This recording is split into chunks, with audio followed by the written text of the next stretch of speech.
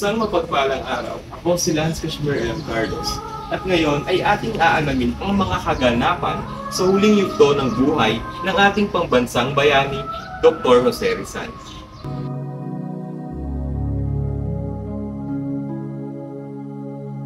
Naririto tayo ngayon sa makasaysayang Intramuros. Halina ating baybayin ang daan patungo sa Puerto Santiago o mas kilala bilang Port Santiago. At ngayon ay naririto na tayo sa makasaysayang Puerto Santiago o mas kilala bilang Port Santiago. Halina at ating baybay. Makikita niyo sa aking likuran ang dalawang makasaysayang lugar kung saan nanatili ang ating pambansang bayani Dr. Jose Rizal. Ang una ay ang dambana ni Rizal kung saan siya ikinulong. At ang ikalawa ay kung saan siya nanatili buong gabi bago siya patayin. At narito na tayo ngayon sa dambana ni Rizal sa Port Santiago. Ayon sa National Historical Commission, ang ladrilyong guho ay bahagi ng isa sa pinakamatandang gusali sa Port Santiago. Itinayo bilang kwartel para sa mga sundalong Espanyol, 1573. Dito ikinulong si Jose Rizal.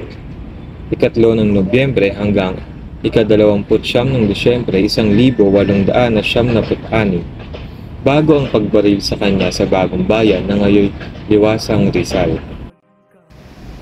Narito tayo ngayon sa Raha Sulaiman Theater, kung saan iginugol ng ating pambansang bayani Dr. Jose Rizal ang kanyang mga huling gabi bago siya patayin.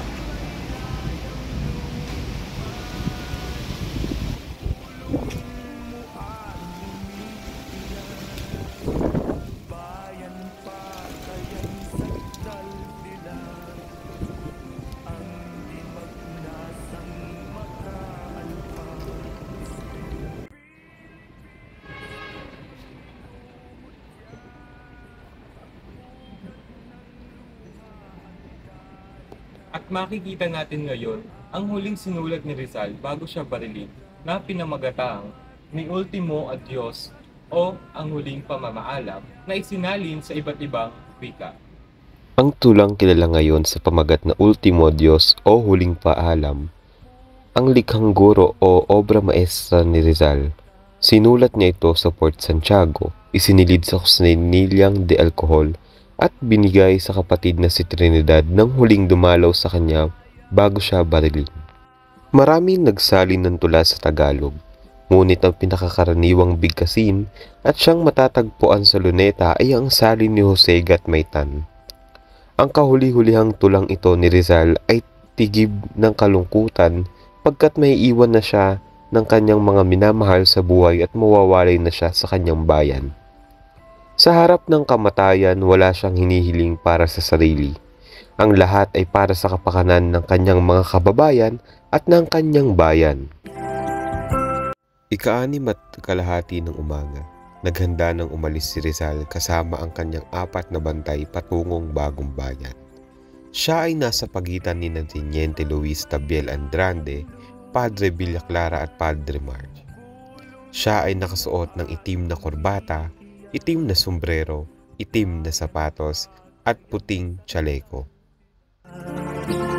Ang di magnasang makaalpas.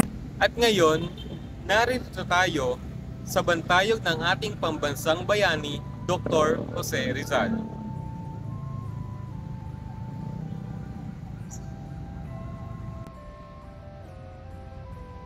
Ayon sa National Historical Institute, si Jose Rizal E. Mercado, manggagamot na Pilipino.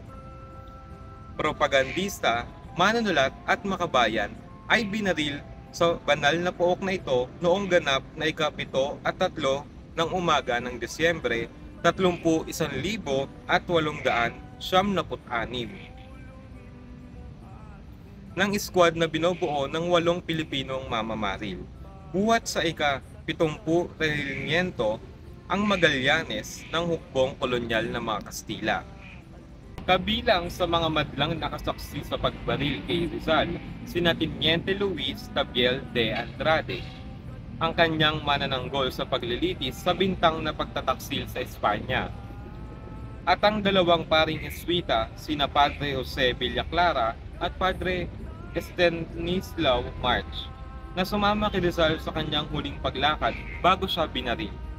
Ang kanyang kamatayan bilang martir ang nagpaalab sa apoy ng magsikang Pilipino noong 1876